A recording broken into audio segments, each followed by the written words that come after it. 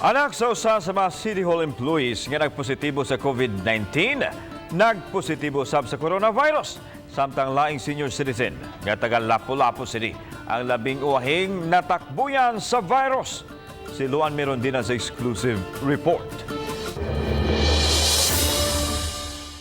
Kagahapon sa hapon, gibalikan sa mga sakop sa crisis management team sa Lapu-lapu City ang panimay sa City Hall employee sa Sunrise Village sa Barangay Agos kinsa mo'y COVID positive patient number 10 sa Dakbayan. Kini aron makuha ang 15 anyos nga anak lalaki sa naasoing City Hall employee kinsa nasutang nagpositibo usab sa COVID-19 aron madala dayon sa tambalanan. So, sara sila kabalay, no? Obviously, murag pasing natakdan siya. Saan na ko na dahil ito ini-ini?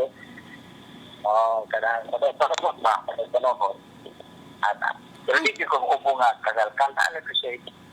Normal na upo.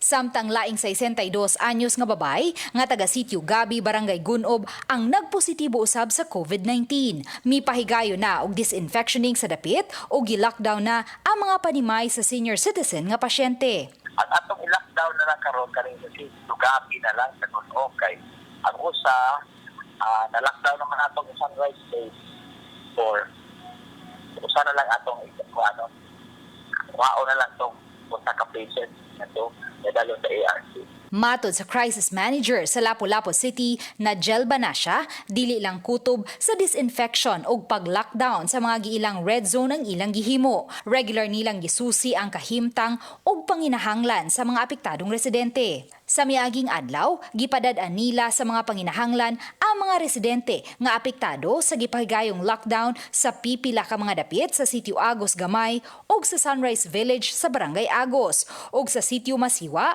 ug Sitio Marbich sa Barangay Marigondon. Ang atong sistema lagi is crisis communication and community engagement. Ato silang gipafeel na ang Dakbayan sa Lapu-lapu na kanunay na suporta kanila.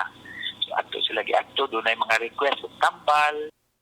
Matod sa mga health officials, dili na ikahibo ang padayong pagsaka sa gidaghanon sa mga COVID positive patients tungod kay padayon ang gipahigayong mass testing. Uban ni Godfrey Rillian, Luan Merondina, Balitang Bisdak.